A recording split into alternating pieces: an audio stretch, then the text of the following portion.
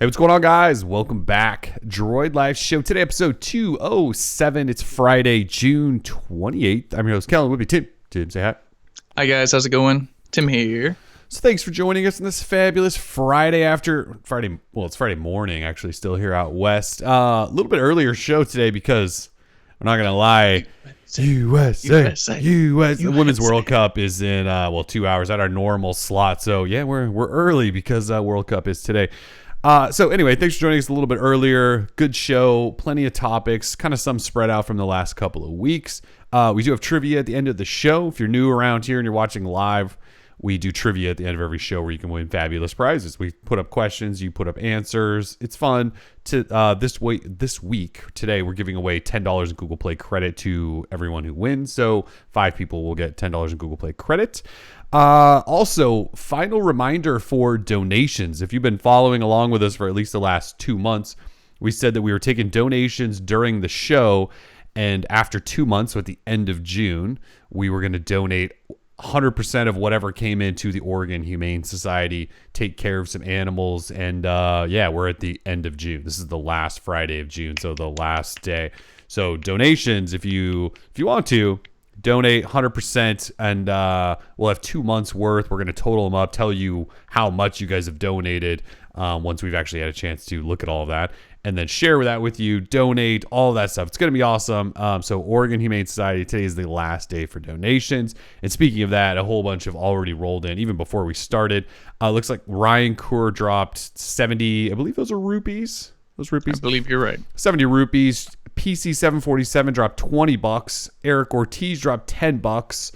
Dom Citro dropped 2. Nick Fisher dropped 2. Oh, sorry. Dom said, "Hey, Dad." Nick said, "Gotta make son. Use of this free super chat." And Alex dropped $2. So if people are dropping $2, and as Nick said, free super chat. So if you're watching on YouTube, I think almost everyone has a free super chat, which is like the way you get your comments promoted and donate and things like that to channels. So I wish I could give you instructions on how to do that, but I don't actually know. There's probably like a little $ in the comment box or something like that.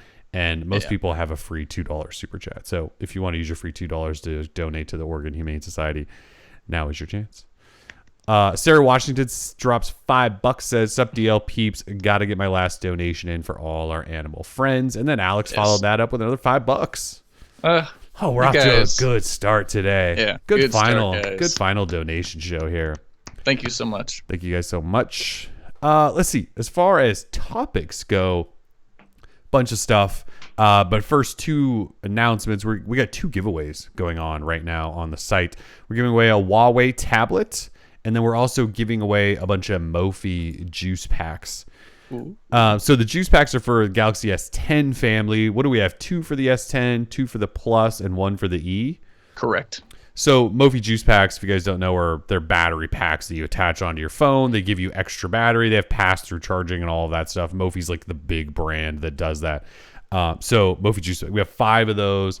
That contest is live now and runs through Tuesday, July 2nd.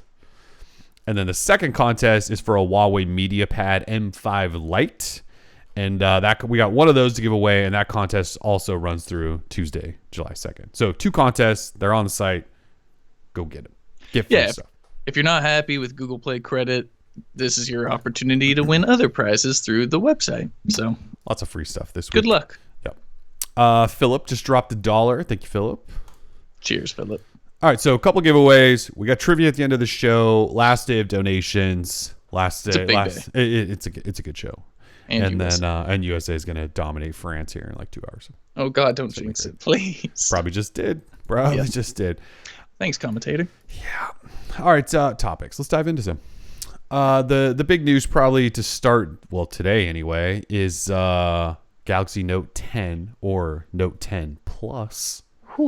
Potentially. So someone on Twitter, Tech Talk TV, dropped some blurry cam pics. Well, a couple are blurry. One's not too bad, of what is allegedly the Galaxy Note 10 Plus. And this person also said that this is the Plus, not a Pro. Like there's probably going to be a Note 10 and a 10 Plus, not a 10 and a 10 Pro, like has been rumored.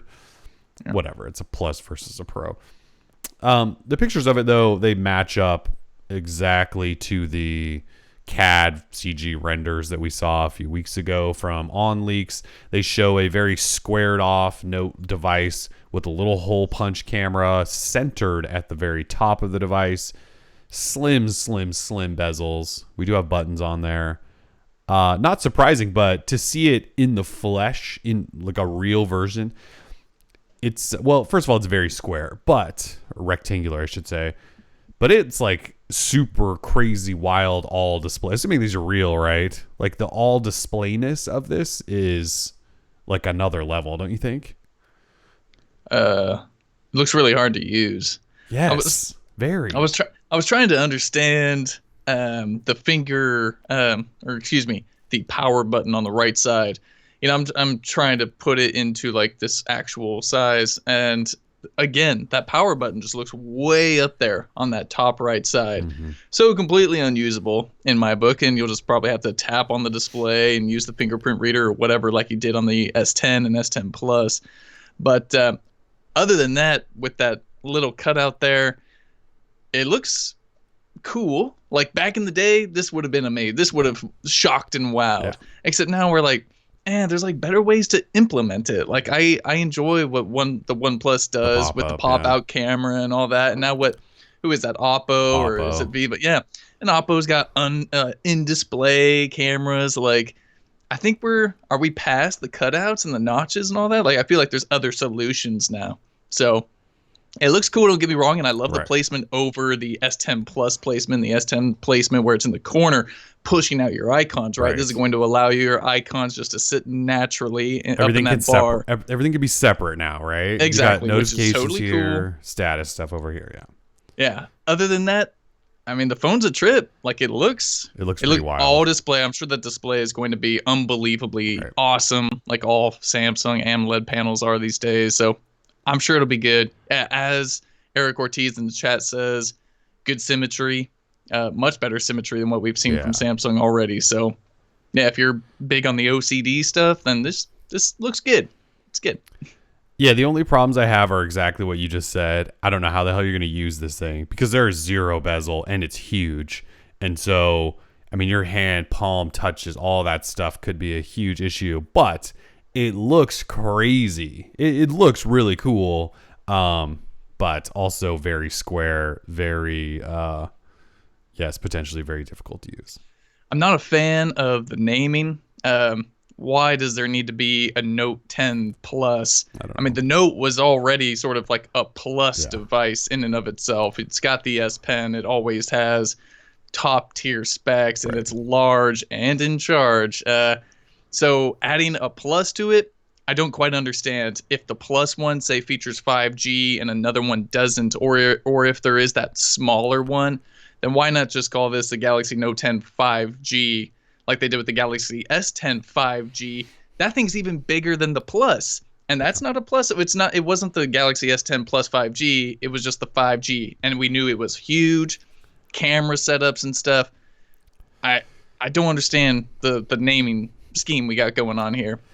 It's whatever, but I'm just assuming there's also going to be a 5G version, so we'll probably have 3 Note 10s, right? I don't know for sure. To be honest, I haven't followed the Note 10 story that much, but my guess is because like the Galaxy S10 and there's 4 models, if we're gonna have a plus version of the Note 10, I would not be shocked if there's also a Note 10 5G. So we'll have like 3. Yeah, the plus thing is a little bit weird with the Note. As you said, the Note's always been kind of a big device. And I think earlier reports suggested that even the small Note 10, the non-Plus, isn't going to be small. Like, it's not going to be like S10e small or something. Like, so it's still going to be big. So the Plus, as you're assuming, is bigger.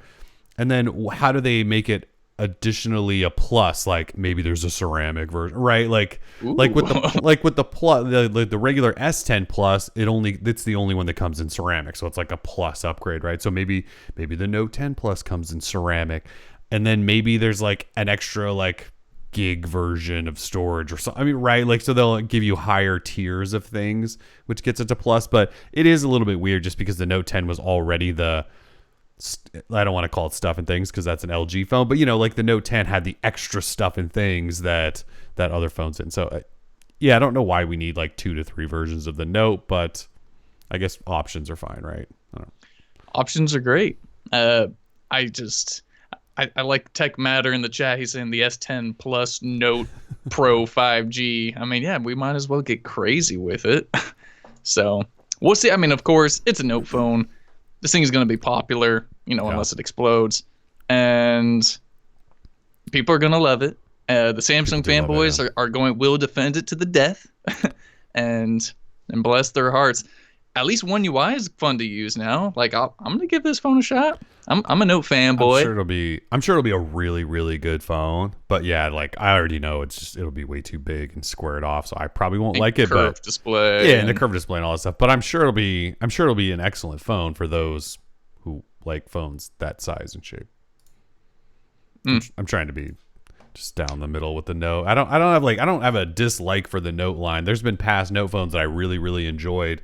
This one just looks way too big and square. You've never overly been a fan, though. No. Well, what was it? The one that exploded was like the first year. Yeah, I was like, I love this phone. Like, yeah, you dig it. And then it exploded. Yeah, so stop liking Note phones, please. When I start liking things, everything goes bad. Tend to go up in fire. A couple of donations I missed. Leonard dropped $1, and then Ryan just dropped $2 and said Note 10 Plus or Google Pixel 4 XL. Well, I mean, I will probably be a Pixel 4 XL guy just because I like Google stuff over Samsung's often.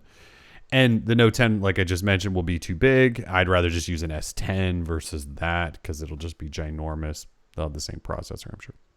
The Pixel 4, I got this gut feeling about it. Maybe it's just that, that Google fanboy in me that this phone's going to be hot and it's going to be the dope. It's going to be sweet. I don't know why, but yeah, I'll probably get over the square camera thing, even though I think it's ugly. It's on the back. Right. It's on the back. So I'll probably get over it at some point. Right now, I obviously don't love it. I'll get over it at some point and I'll be on board, I'm sure, just because I'm a fan of Google phones. Yeah. If it's got some sweet face unlock and all that, like it could be sweet. Brandon says, stay away from Samsung Pay. Kellen can't have that blowing up. All right, I won't say anything nice about Samsung Pay. You stick it to the terminal and the terminal just goes up in flames. Yes. That'd be kind of dope. Pretty much. All right, so we got a bunch of random Google news from the last couple of weeks. So last week, The Verge put out this report, which I still haven't seen anything from Google on this, by the way. But The Verge put out this report that Google is ready to make RCS the thing. Finally, after like 4 years or something of talking about RCS and how it was going to be the next messaging system that everyone would adopt, and carrier partners and manufacturing partners, and everyone was on board. Finally, Google says, look, we're sick of waiting for all of you. And so we're just going to do this on our own. And we're just going to start pushing RCS services out to, actually shouldn't say RCS services because that's like Rich Communications Services. Yeah. RCS, I don't even know how to say it then. They just want to start pushing RCS out to phones without the help of carriers. They're just going to say, and they're starting in like Europe. I think the UK and France we've seen go live in the last couple of days. And they're just going to use their Jibe platform, fire it up, turn it on for people. And we're talking what should be almost any Android phone, not just Google's Pixel phones or select handsets. They're just saying, we can turn this on. You just have to install the Google or Android Messages app, and they'll turn on. You'll have RCS. So that's great.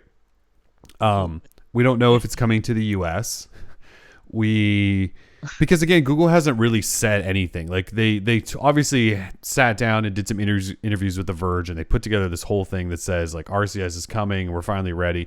But they said they'll push it to additional countries throughout the year, but not once did they mention the US. And this is just the pessimist in me, but like I don't think this will happen in the US. And I could be completely wrong, but every time these things happen, when you start involving carriers, the US carriers just go, no. And then Google goes, okay. Like Apple's the only one that has ever said, you're not touching anything on our phone, on our software. You're not putting your crappy bloatware, even your My Verizon app. Like none of this stuff are you ever going to do. And the carriers went, okay, you're Apple. And then everyone else tries to do it. And they bully Google. Yeah. And yeah, like Google can't ever do anything it wants to. I know they install it's stock Android on Google phones, but like early on, it certainly wasn't. So I just have a bad feeling that like in the US, like at some point, because Google hasn't even addressed it, they're going to go, we're still working with our US carrier partners, and we're just going to go, oh, Jesus. When you want something done right, you got to do it yourself, unless you're Google, and then you still do it wrong. And then you still do it wrong. Yeah, the fact that they haven't made an announcement about this, and they used that Verge post sort of as an announcement, they haven't detailed the plans themselves or anything. No. And there was a lot of vagueness going on in that Verge post anyways, so we still don't know what's going on. RCS has been big old Charlie Foxtrot, and I'm sick of it. I'm over it. My brother texted me. He's like, hey man, like, what phone should I get if I want to take advantage of RCS? It's like, take advantage of RCS? What are you talking about? Like, what is that?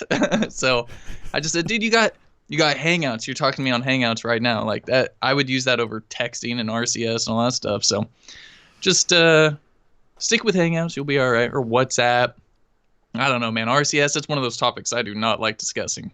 It's actually not a lot of fun because like I still remember the first post we wrote. It was an MWC, and we said Google is doing another. I think at the time we framed it as another app, like another messaging app. And they said this time this is going to be the one that goes to all carriers. And that wasn't they first. No, I think that was 2000. It was either 15 or 16. I thought maybe it was 7. Maybe it's only been 2 years. I don't know. I thought it was more like 3.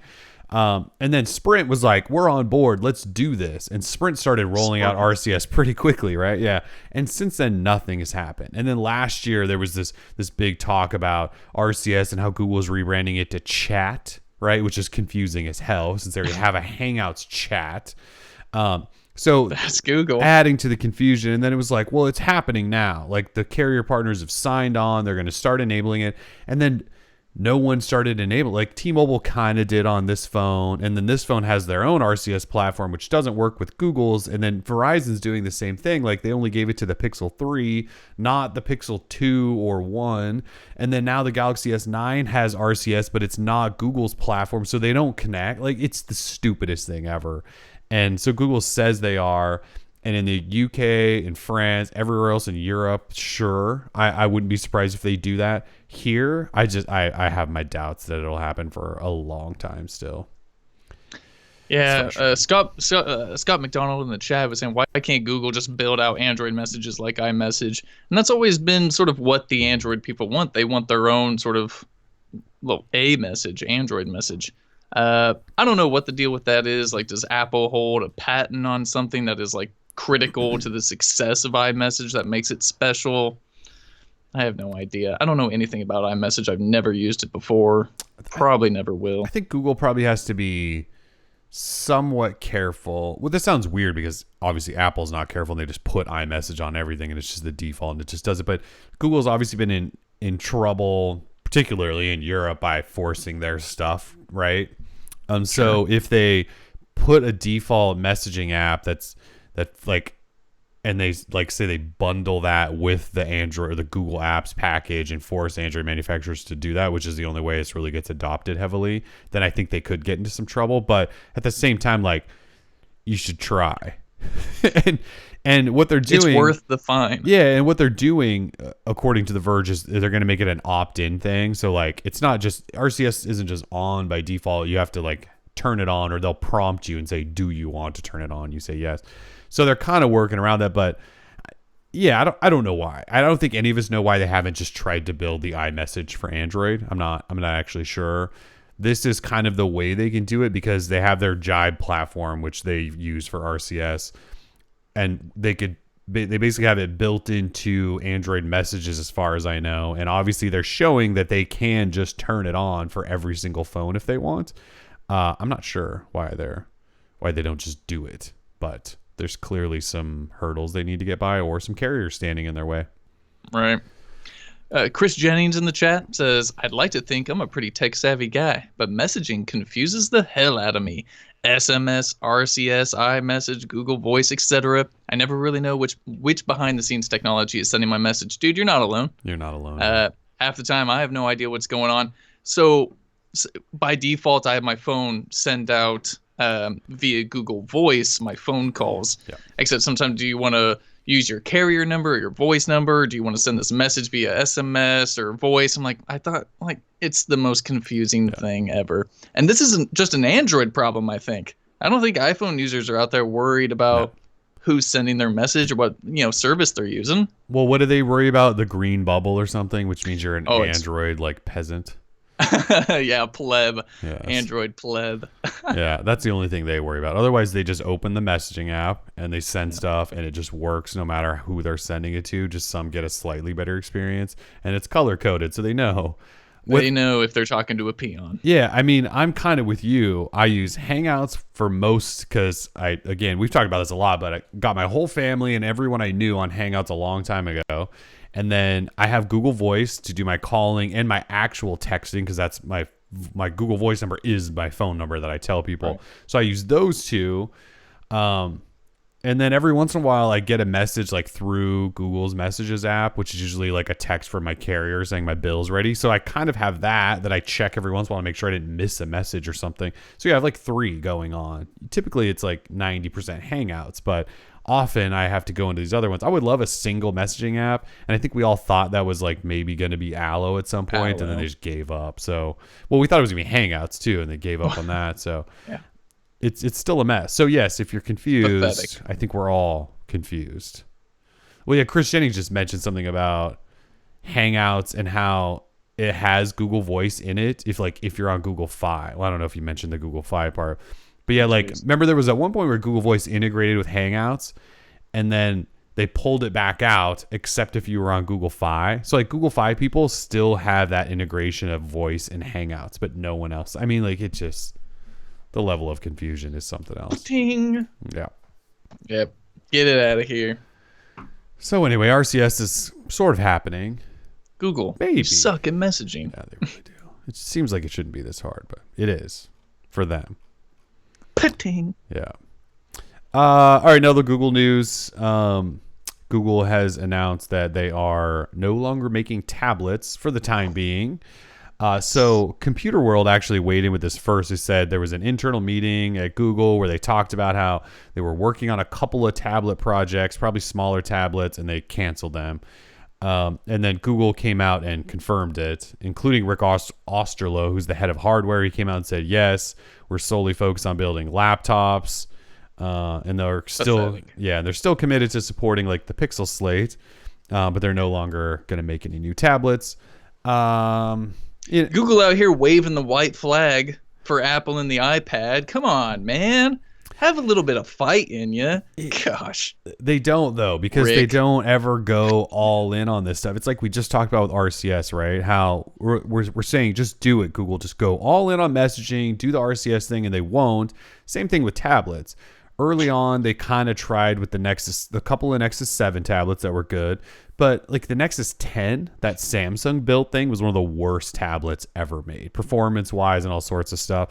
And then they created the Nexus 9 from HTC, and how many issues did the Nexus 9 have? So at that time, they were letting other people build them, so it wasn't all Google's fault. But their tablet history is not great. Obviously, the 2 Nexus 7s I mentioned were good. And then the Pixel Slate... I'm sorry, not the Pixel Slate. The Pixel C was actually a decent tablet. It was just super expensive, I think, and no one really understood why it existed. It was fancy. Yeah, it was pretty nice. And then the Pixel Slate now is an absolute disaster of a product, and it runs Chrome OS and has kind of a janky tablet mode, and the Android app support in Chrome OS still isn't that great.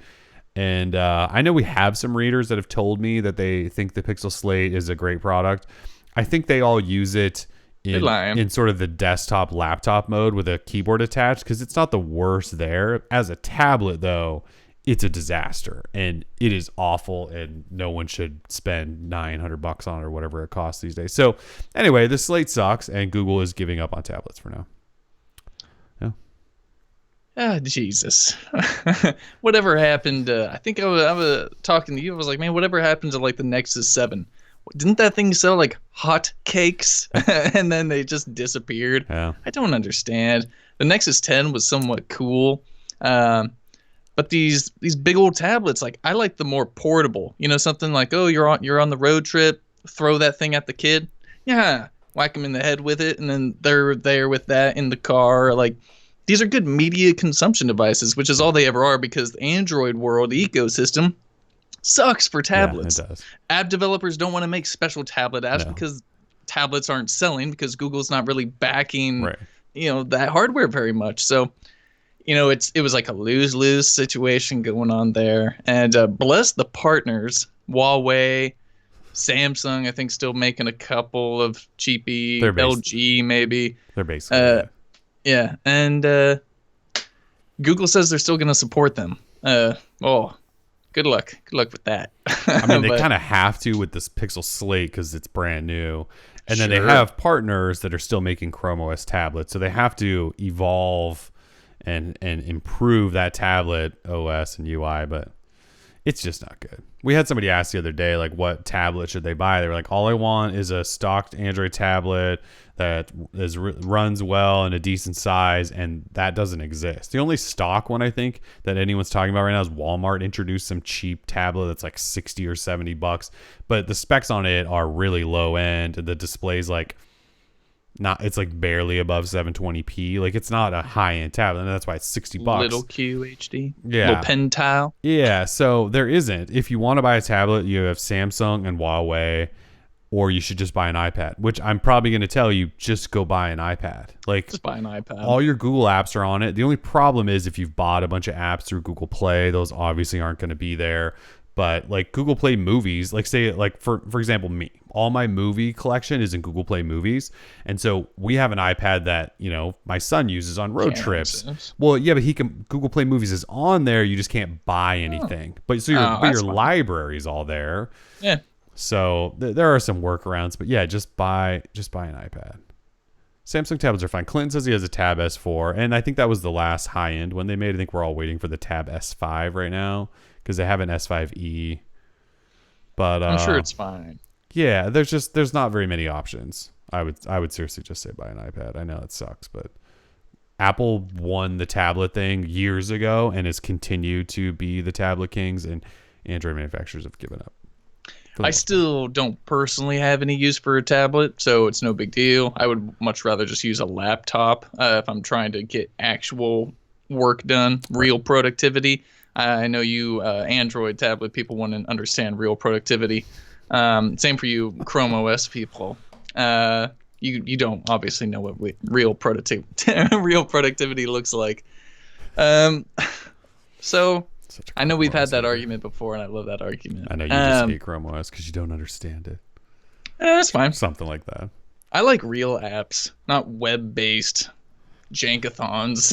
I live in a browser all day, like on this Mac I'm using, and so Chrome OS works for me because I just live in a browser anyway, so it works. Yeah, that makes sense. Unless I want to do anything like bless your heart, like edit photos or video. Yeah, anything real. Because everyone does that, edits photos and videos. Yeah, for sure. Well, all I ever hear are people, Android bloggers complaining about this stuff, and that's because we all do the same thing, right? We all edit videos, edit photos, etc., write posts. Like, it's so stupid. Anyway, it's like a big bubble of like, Oh yeah, we're totally in this really ridiculously absurd bubble of, well, what we do is what matters. Yeah, right. like a Chromebook. So like my dad and my stepmom and my wife all use Chromebooks for what they do. So my stepmom runs her own business, my wife runs her own business, and my dad just in his casual time uses they all use Chromebooks, and it works just fine. They work just fine because they don't need to edit photos and edit video. Those are the things that are missing. So not everyone's a YouTuber. I can't believe it. That's right. Not everyone's a YouTube wannabe media whatever guy influencer. Blogger. Yeah, there you go. So anyway, tablets. I don't think anyone's that disappointed there. Nah. Oh, we're giving away a tablet. You forgot. Yes, we are. If you want to experience the majesty of Android tablets, giving away a Huawei tablet over on the site. So go check it out. Yes, indeed, we are. Is that the one that they announced at CES? Like, it's brand new, right? I think so. I think so too. So in additional Android Google news, Tim this week decided to share some thoughts on why Android is a boring cesspool of death. Android, it's a mess. Believe me. So, back in the day, I was super excited for Google I/O. We would get the the reveal of the new features and all that stuff. And now with the Android beta program, it's such a slow rollout, but that by the time the public release happens and we know the name and all that stuff, I'm already over it. It's old news. I've had it running on my phone for almost a year. And poor Samsung people, they won't have it for another 6 months. So there's something about Android right now, and the way that it's rolling out is so boring. I don't think what helped is that the the distribution numbers weren't getting updated, so we had no idea about, was Pi even getting out to the people? No. And we know that it is now because Galaxy S10 launch numbers have been included. Oh. So they cheated To make cheating. Yeah, to make it look like Pi is somehow getting out to more phones. Oh, there's something going on here. Where's my tinfoil? Either way. Yeah, where is the tinfoil? It's been a while since the tinfoil's been brought out. I know. I need to. So, Android Q has been boring me. I've got it booted up, of course, on my Pixel 3 XL. It's either that we've had it since, what was it, March? It's either that we've had it since March, and I'm kind of like over that newness. It's whatever. And or Android Q is, it's super mature, as you say, and apparently everyone on Reddit says, it's a mature OS. You're not going to see big feature changes, blah, blah, blah. Get out of here with that. That's not fun, though. That's the whole point. It's not fun anymore. Gotta innovate. So Google's not doing its part then to keep it exciting for me. No, I'm a spoiled, rotten child. Well, Google just copies everyone else at this point. Exactly. Being honest. Exactly, because Samsung and OnePlus and these guys are years ahead of them in terms of features that the users actually want. Oh my God, we're finally getting a dark mode. OnePlus has been given that since OnePlus One, I think, back in the Dizzy. Probably, yeah. At least theming options. Yes. Even Samsung has been having themes for a long time. You can change up the way the system UI looks. So, man, oh man, Google, you got some catching up to do. Android Q's boring. By the time it releases in August or whenever, October, who cares? We'll have had it since March, since my birthday. So, man, it's not that it's boring. It's just that it's not as exciting as it used to be. I think that was the main point I was getting across. There used to be lavish events and all this stuff, and the statue unveilings, and we still get that, but it's not the same as it used to be. And so there were counter arguments. The Android beta program is fantastic. Yes. The ability that people are able to get in there and squash the bugs before Google releases it with all the bugs. The fact that other OEMs can get in on the action, Nokia, Sony, OnePlus, etc. The fact that these people can get in on these early Android builds is awesome. So it's a win. It's a win-win situation, except for me if you're a spoiled rotten child. As a selfish Android blogger. Yeah. Exactly. It's not good. But for everyone else, it's actually, we're in not a bad place, yeah. No, I'm just desperate for the hot takes, man. I'm digging deep for them. You've had some takes this week. You really have. Really have had some big. So my third sort of thought is I agree with what you're saying, because there used to be, we used to hit I.O., or whenever they decide to unveil it, oftentimes at I.O., and unveil that next version. And they'd say, here's all this. There would be this huge Android section at I.O., right? And they talk about all the cool stuff.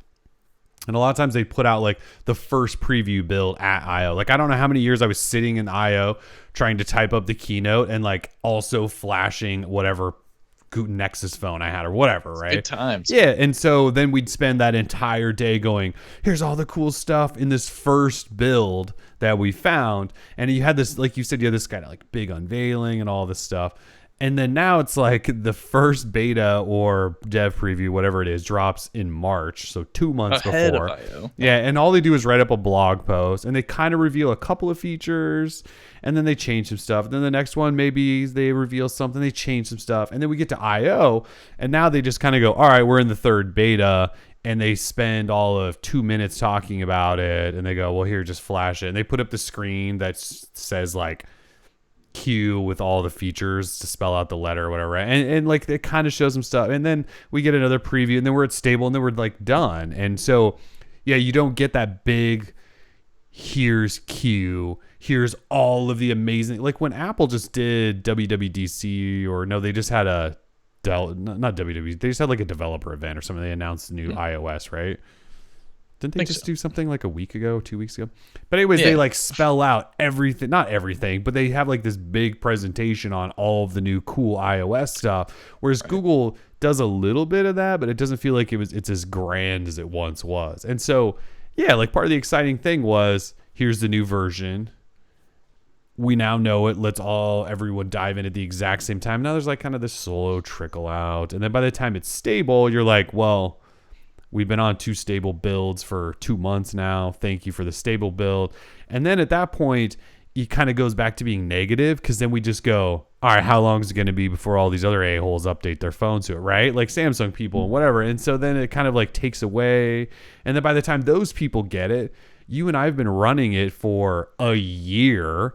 And we're like, wait, what's new in Q again that we need to tell all these Samsung? It's like, dude, right? Because it's so spread out now. Yeah, it kind of lacks some of the fun. So again, it's like an entitled blogger thing where we like the excitement of just all crashing in. But yeah, in the end, it's probably a good thing because everyone gets to test it. There's more devices on the beta program, and everyone can kind of play now. It's just not quite as exciting as it was. But it hasn't helped get Android out there sooner to people. I think that this year it probably did some. I think it was definitely adopted the fastest in recent years.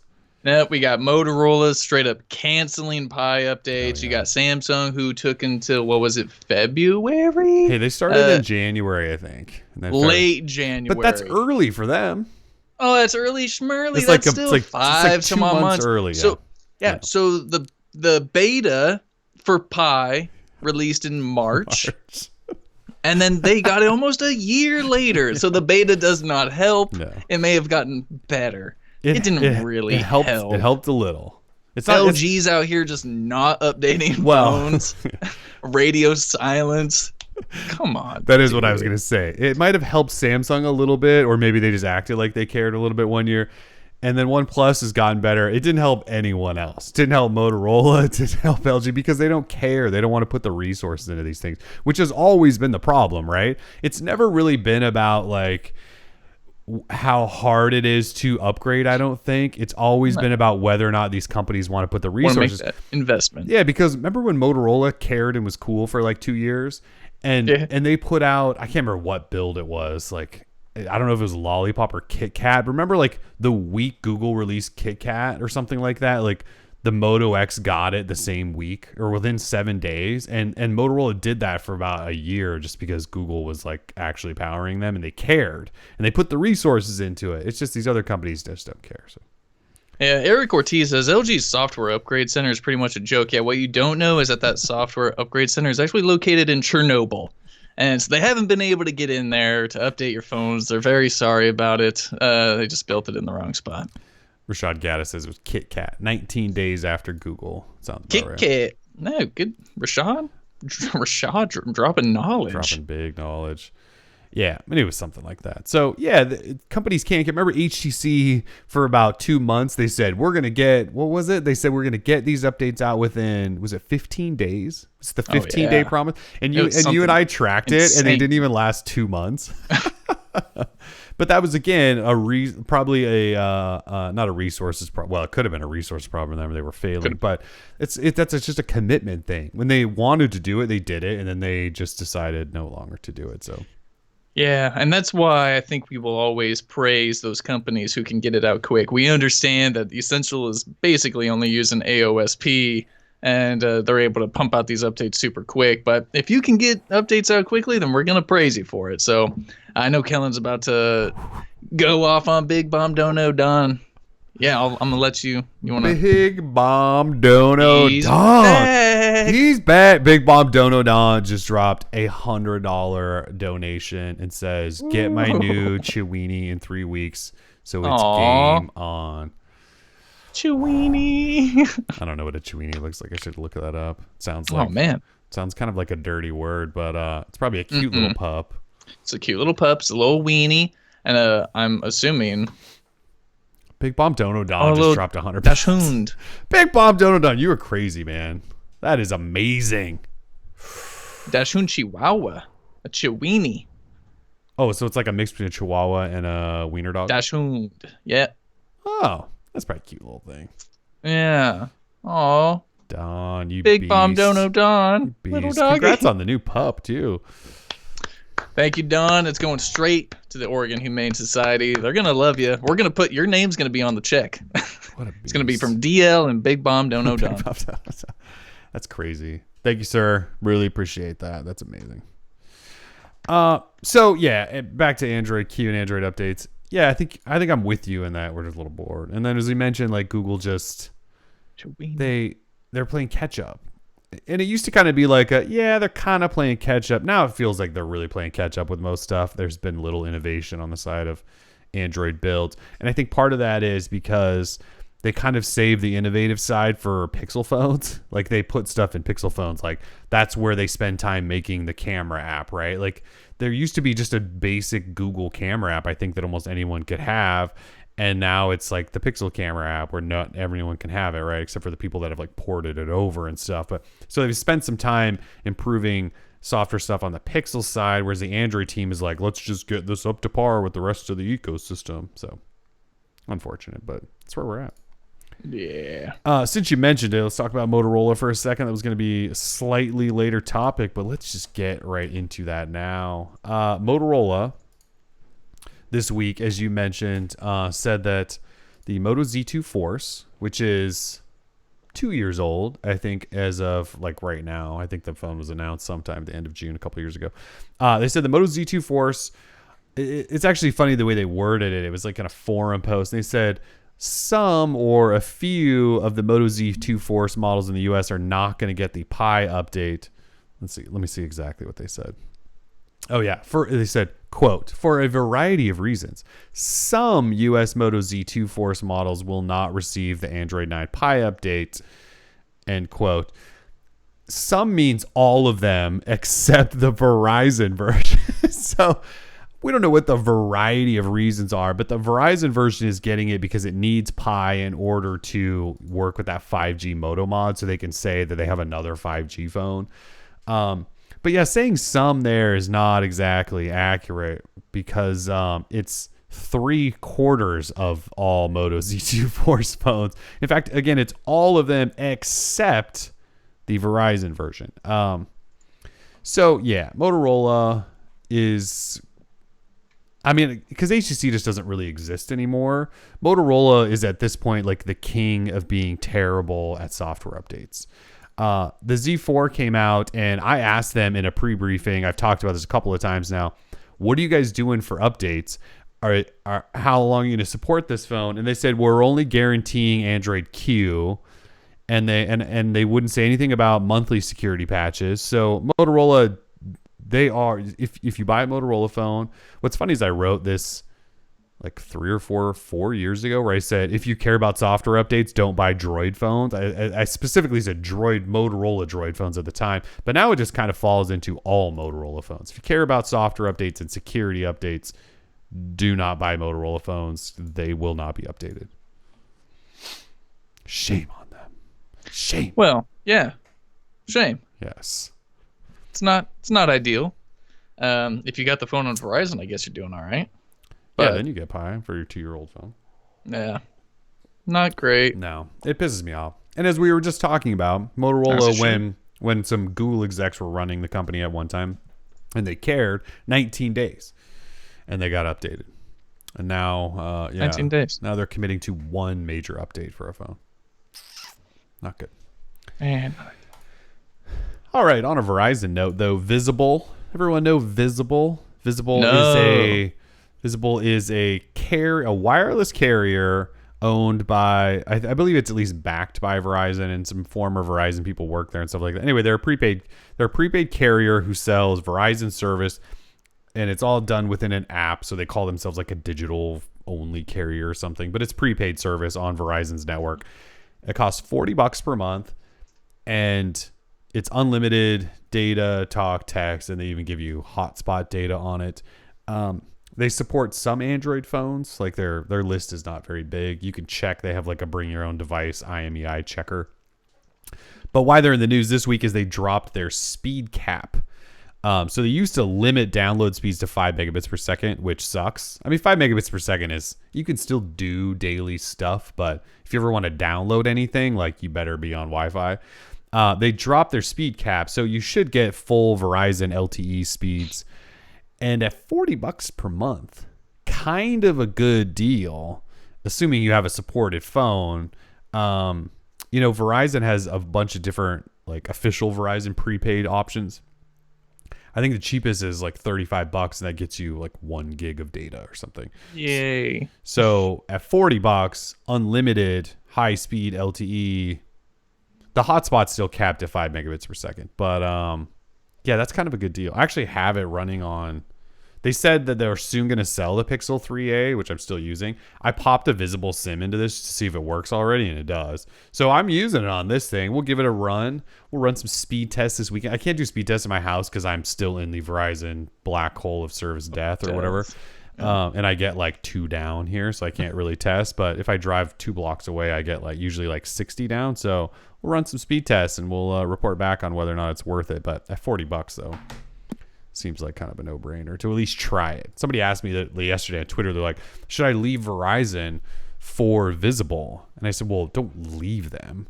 Just try Visible for a month. It's $40. There's like no contract. Just try it for 1 month. If you like it, then sure, then do it. That's the great thing about prepaid, is there's no contract.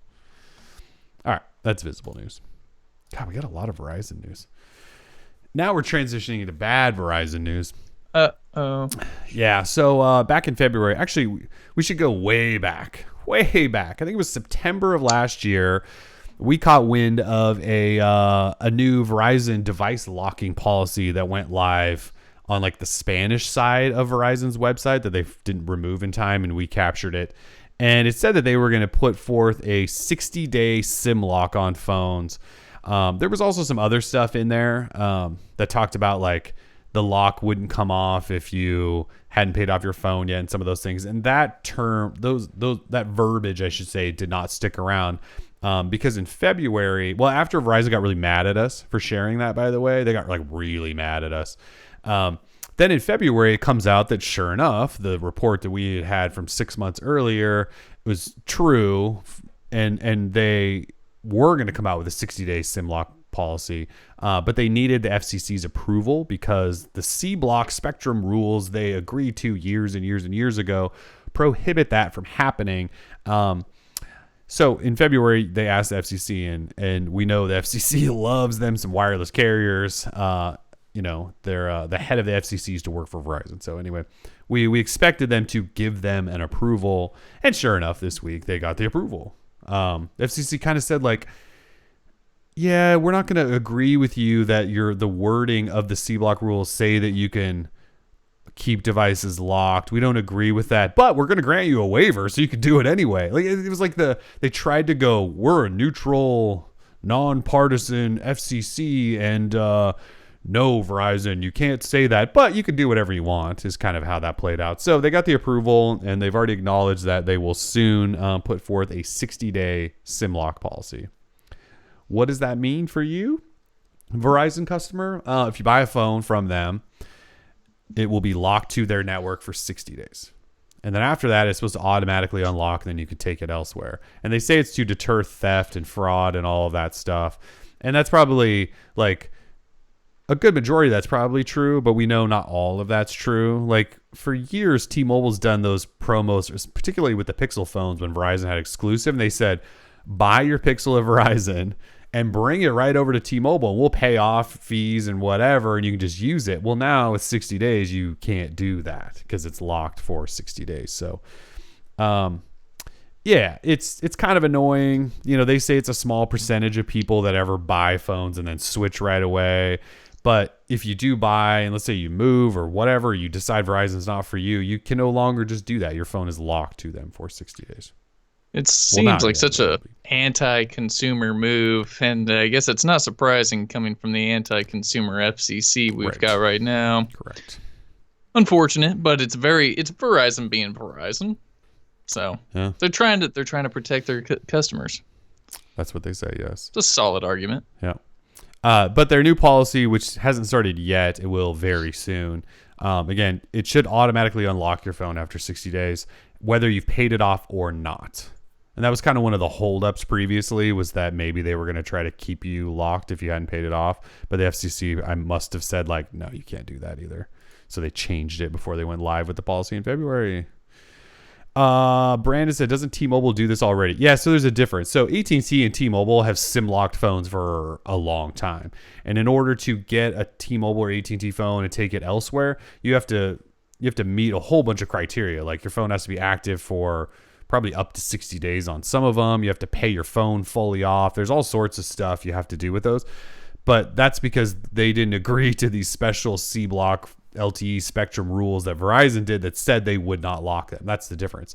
It's not that SIM locking is illegal or, well, it's bad. I think it's a bad thing, but it's not like it's illegal or prohibited.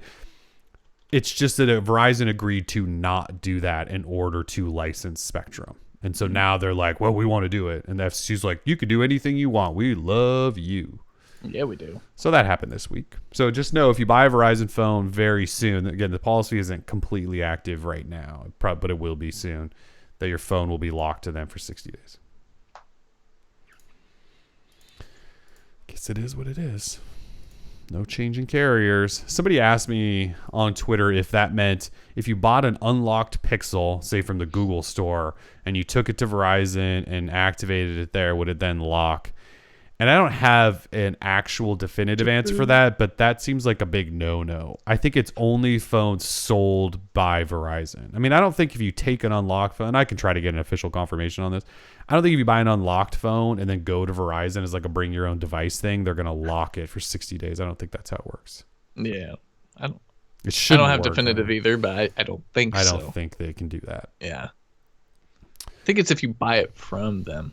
I'm pretty sure it's just if you buy it from them. It doesn't. That the only thing is like the FCC document that was put out this week doesn't say that, but that's got to be the case. And I hate to give them the benefit of the doubt there, but never can't. No. Anti-consumer FCC. We have 5G news this week. Verizon announced 2 new cities, Denver and Providence. That must be Providence, Rhode Island. I don't know another Providence. Neither do I. Denver is live right now. Providence goes live July 1st, I believe. Yep, July 1st. Denver, Colorado. Big things. Welcome to the future. Yeah. Of course, this is limited. It's 5G ultra wideband, which is millimeter wave 5G, which is like hotspot 5G, which doesn't stretch very far, which doesn't work through buildings and doors. But it's fast if you're standing next to one in direct line of sight. We have a post on it if you want to read it, but it lists out the specific like neighborhoods, like near Coors Field and stuff in Denver, right? So yeah, it's limited, like always with Verizon's 5G. AT&T lit up Las Vegas yesterday, and by doing Las Vegas, they now have 5G in 20 cities. Of course, you can't actually get on that network unless you're a business consumer who buys a hotspot or the Galaxy S10 5G, which is again only available to AT&T business customers. Actual everyday consumers on AT&T cannot actually get on that 5G network, which is weird. What is wrong with this word? I don't know. This is such a weird rollout. And then T-Mobile out of nowhere announced this week that they also are firing up 5G in parts of 6 cities. 6 of them, they would be New York, Los Angeles, Las Vegas, Dallas, Cleveland, and Atlanta. They were kind enough to share some maps.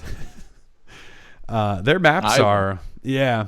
Well, they kind of had to, because when Verizon announced 5G Home last year, T-Mobile ripped them, right, for not having maps of their coverage and who could actually get it, and said this is not available anywhere. So T-Mobile kind of had to put out maps, and their maps don't show much 5G anywhere, which is expected. We knew this stuff was limited, but New York, a big portion of lower Manhattan, Midtown, all that is kind of covered. And then it looks like Brooklyn has some coverage.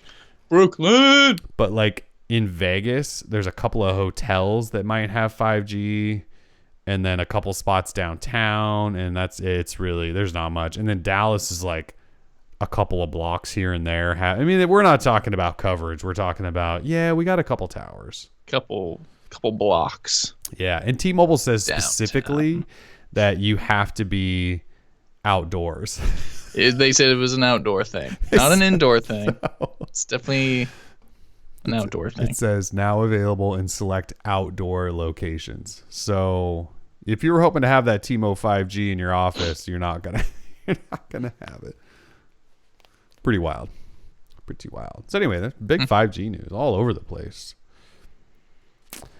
Let's see. Just something you should be aware of. Google has an auto delete function now live in your My Activity dashboard. So if you don't want Google to track every single one of your moves and keep that history forever, which it probably is right now, you can actually delete your location or web and app activity data. And then you can set it so that it automatically deletes in intervals. So right now they have options for keep until you delete it manually, which is basically keep forever. You can have it delete after 18 months automatically or 3 months. So to do that, you just go to, what is it? myaccount.google.com/activity controls. That's where you'll find them. You can do it on your phone, computer, whatever. So yeah, if you don't want them keeping data for a really, really long time, you can have it just wipe out every 3 months, which you might as well do. I don't know why Google needs to have your life history. I don't really know why it needs that. Hey, might as well. Why not? You could, though. I guess you could. In big gaming news, Harry Potter Wizards Unite, which is basically the follow-up to Pokemon Go from the folks at Niantic, is now live. Harry Potter Wizards Unite. Have you played The it search yet? for more money. No, I won't be. Sad. I like Pokemon more than I like Harry Potter, so I'm not really like big into the world. The movies are cool, but no, I'm not gonna get swept up in casting spells. No thanks, I'm good. I'd much rather be out there with Pokeballs. Well, so I played it for, well, I should say installed it and set it up and ran through the tutorial in my office here. Yeah. And it's much more complex than Pokemon. Like Pokemon Go, like it looks like it. Yeah, like I could just walk around and throw some Pokeballs, right? I don't really need to do much. Like I didn't have to go do battles and stuff. I was just collecting Pokemon or whatever, right? Yeah. Harry Potter, you have to, first of all, you kind of have to know the wizarding world well. And then calm down. And then on top of that, there's like daily challenges and other things, and you have to keep this book of characters you've collected, which is kind of like the Pokemon Go stuff. But there's like potions, and I mean, it's like I feel like it's very much more in depth, and I just don't have time to be learning how to play Harry Potter Wizards Unite, especially because I just sit in an office all day like this. Yeah, I get, and that was kind of what was cool about Pokemon. Just go outside, catch them all. Like it was cool. Yeah, I don't want to get lost. Like I'm stuck in the Muggle world, dude. Like I don't want to take platform. I think you're supposed to be saving the Muggle world. I think that's like the whole point of the game. So, you know. I myself am a Muggle, so I don't know what they expect from me. I can't. I just don't. I don't care enough. Maybe I'll try it again. Well, so my wife, who just walked by, she's the biggest Harry Potter fan ever. And she's not playing it at all. She installed it and also walked through the tutorial. I think she also just like, look, I don't have time to like learn and go do this. So... Yeah. Who wants to do all that? Yeah, so she's not even playing it, I don't think. So and we got one jobs. of her best friends is also the biggest Harry Potter person ever, and I don't know if she's playing it either. So, Pokemon was just easy to do. You didn't even have to know it; you just did it. No, you just jump in and do it. Yeah. All right. Weird. Final two topics are polls, then we'll do some trivia. Right. We asked full gestures, buttons, or a combo of the two. Basically, I ranted a little bit on how I think full gestures are terrible. And so then we put a poll up to see if everyone agreed with me, which usually no one does agree with me, by the way. Nope. And so in asking that, gestures, so full gestures got 49%, combo of both got 29%, and buttons got 22%. So you people are weird. They're gesturing? People are gesturing.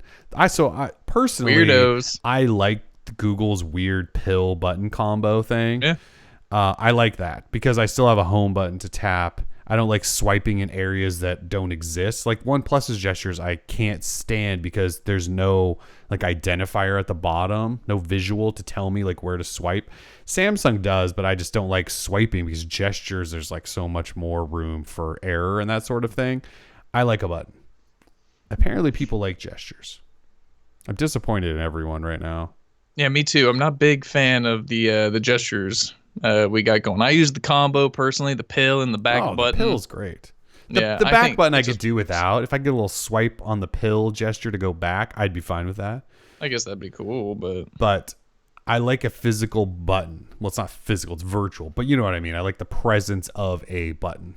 Have you used Android Q's full gestures? Because they are awful. I don't think so. Oh my God, they're so bad. They're Is that the so bad. swipe from the back and or like swipe back and So it's like yes, from from the the side of the sides, yes. So it's Yeah. swipe up to, I don't even know what it's trying to do when you swipe up. It sometimes goes into an app switcher, but if you're on the home screen trying to like get it to override the app drawer, and then it is such a mess. And then yeah, there's the side swipe crap.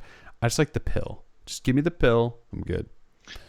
Give me the pill. Joey mentioned Motorola's version is the best. Motorola has a pretty good version because it's a physical gestury pill button kind of thing at the bottom, and you swipe back to go back, and it's actually pretty solid. And Motorola is just one little gesture away from matching that. Or I mean, Google's one little gesture away from matching that. Yeah. Anyway, you guys are weird. Weirdos. And then finally, we ran a poll a few weeks ago that said, "What was your least favorite Google phone?" And then we followed that up with, "What's your favorite Google phone?" And just want to share the results. Pixel 2 XL. Everyone loved the blue screened Pixel 2 XL. People love that phone. Panda. I thought I had one laying there, but I don't. I mean, it was like the build on it because it had that soft touch back, the coating of plastic basically around metal instead of being glass. Like it looked great with the two-tone little color block action, the little orange button. Pixel 2 XL was great. And then Nexus 5 was right behind it, which is not surprising at all. And then people liked the Pixel 3, and then you had 6P in there. At the very bottom, and I'm guessing it's probably just because no one owned it because it was super limited, was the Nexus S.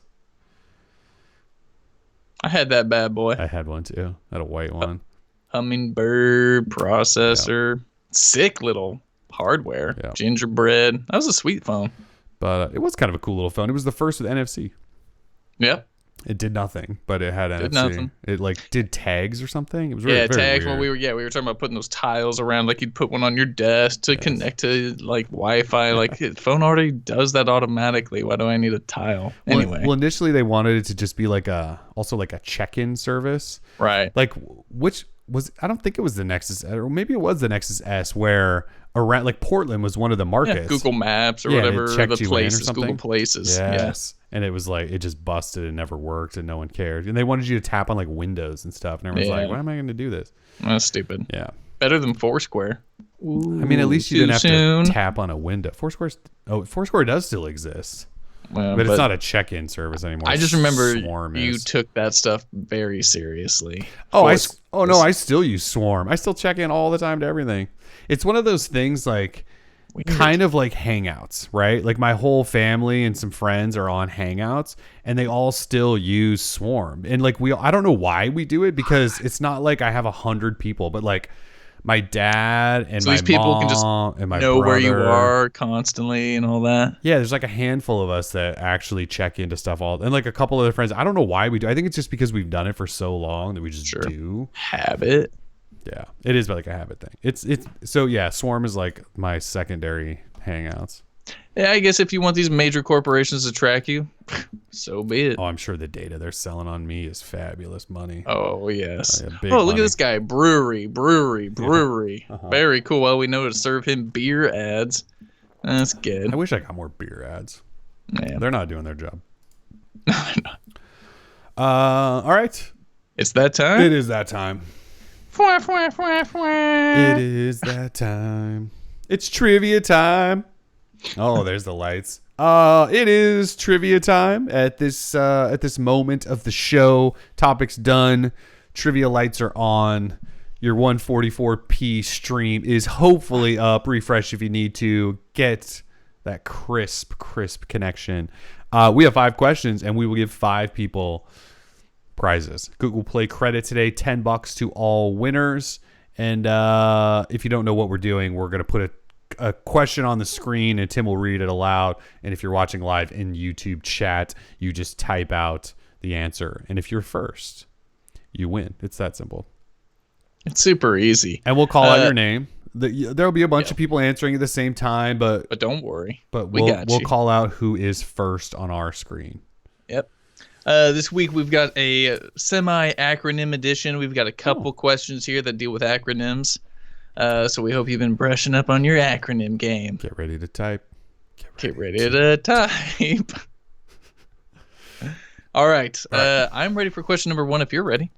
I sure am. Question number 1 is up now. What does RCS stand for? Ooh, get ready to type.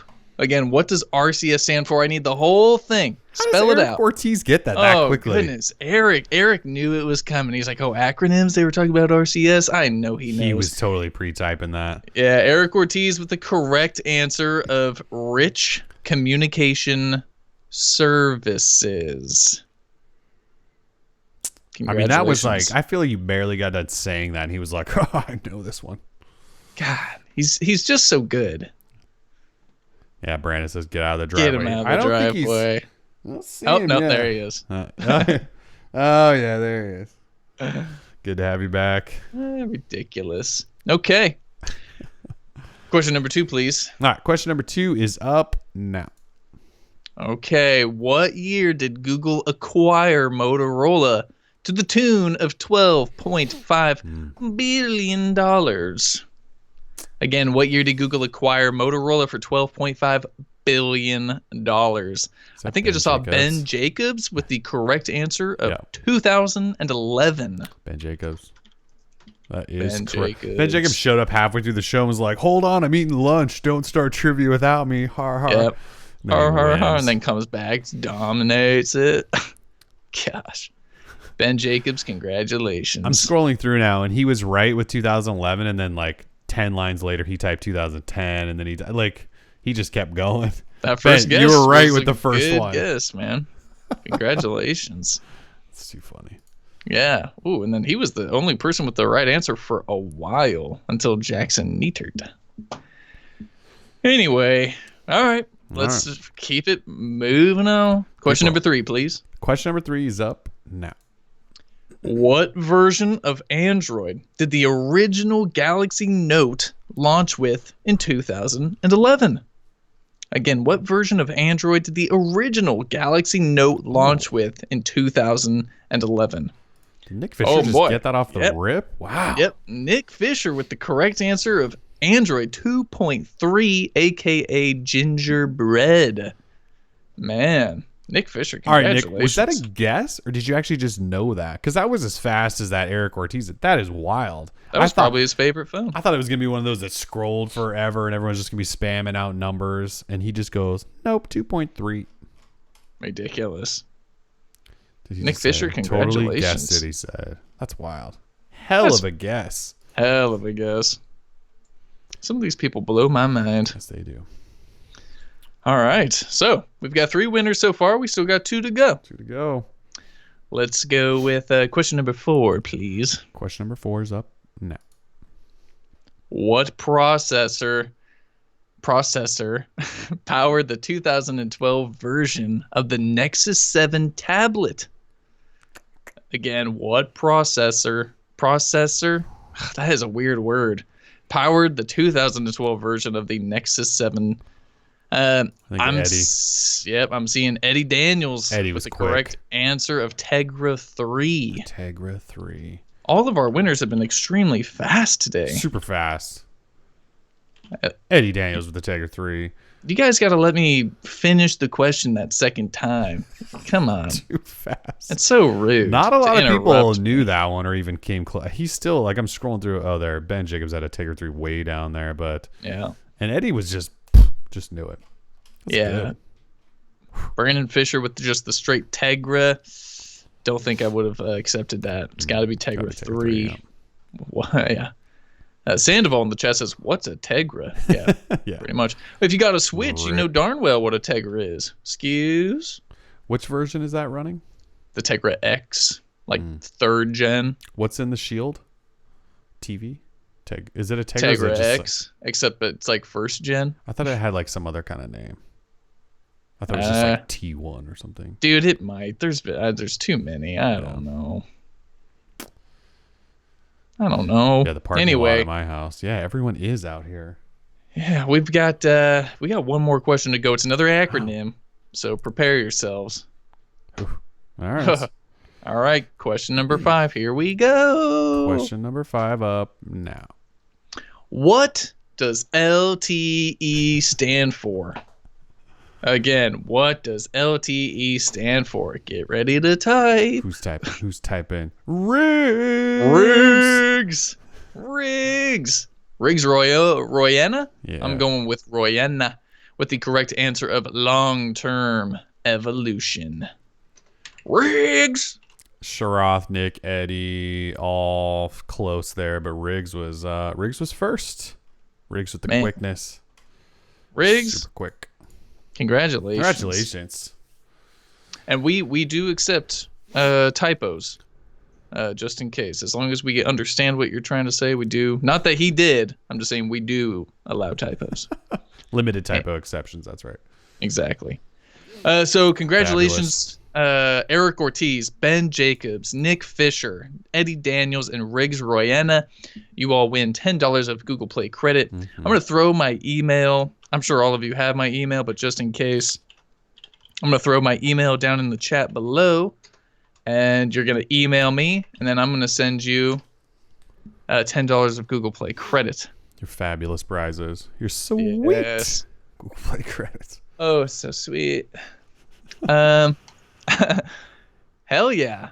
So USA Today. 45 minutes. 45 minutes till kickoff. Is that what they, or boot off? What do they Kickoff. say? Yeah. Sorry, kickoff. Before we talk that though, last reminder: if you want to donate to Oregon Humane Society, now is the chance. This is the final show for them. After this show, we'll decide soon. I don't know if we'll start right away next month, but we'll pick another charitable organization and start collecting for shipping and start collecting donations for something else. We might give it a month or so. We'll see. We'll talk about it. We've got a short list of organizations we want to help support, but for these 2 months, this is the last show. If you want to donate to the Oregon Humane Society, again, you probably have free $2 super chat. If you want to use that to donate, you can. Totally up to you. Totally up to you. But yeah, I think we put together a good chunk of change. And I'm excited to total it all up and let you guys know exactly what it is. Yeah. As Curtis Black asks, he says, what's the total being donated? We'll have the total for you on our next show. Chaz Douglas with the $2 donation. Tech Matter with the puppy dog and the kitty cat emoji, $20. Woo. Marvin with the $1. Bircher with the $1. Marvin with another $1. Andrew Eden, Save the Animals. Bircher with another $1.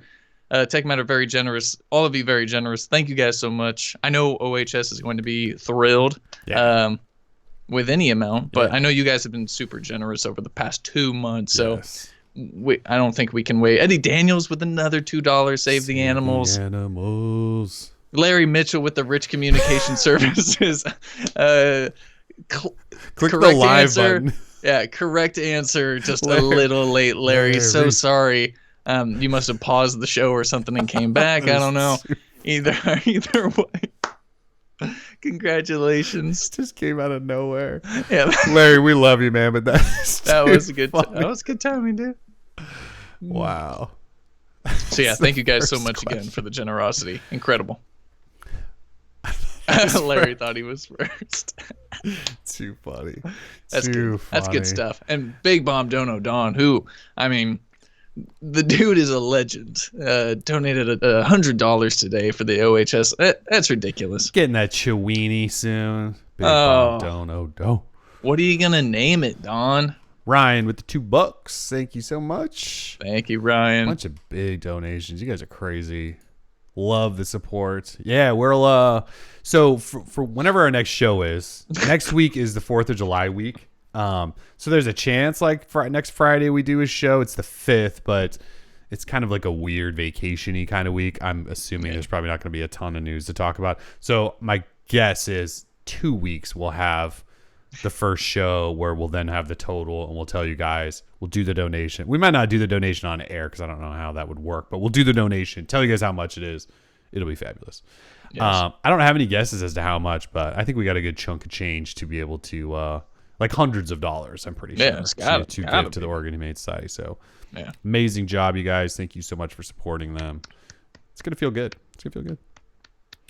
Anything else? Women's World Cup. If you're not watching, it starts in 43 minutes. USA versus France. It's going to be huge. France. There's no other sports going on. I mean, the U.S. men are playing in like some cup, and it doesn't really matter. And they're smoking everyone. Cup. That's right. They're doing the Gold Cup, and like the Timbers are a part of the U.S. Open Cup. There's like 2 cups and the World Cup. There's so many cups. I can't even keep up. The Women's World Cup's the only one that matters. So, Larry, stop playing trivia, dude. It's over. Oh, jeez. Larry just rolling it. He's like, ice cream sandwich. Anyway, all right. I hope everyone has an awesome weekend. If anyone goes to see that or has seen that Yesterday movie about the Beatles, please hit me up on Twitter and let me know how it is. I'm trying to figure out if I should see it or not because the critics are like, they're booing it. But yeah, so I asked my brother, who's also a huge Beatles fan. I was like, "You going to see that?" And he's like, "Nah." And I was like, "Really?" What? Yeah. And he was like, "I heard an interview with the guy," and he's like, "I just was like not really into it." And I was like, "Okay." It is like the greatest premise for a movie I've ever heard. And like, how do you screw that up? I don't know. So I guess apparently they did. I'm pissed about it. It's too bad. Yeah. Too bad. Anyway. Larry. All right, cool. Okay. Hope everyone has a fantastic 450. Good luck, Larry. Larry, I think you'll get the last one. You got one more question, Larry. I think you might win this We believe in Larry. Oh man. All right. Thank you guys for joining us. This is episode 207. Can't wait to tell you guys about the next show, how much we're donating. Safe weekend. We're Droid Life. Peace.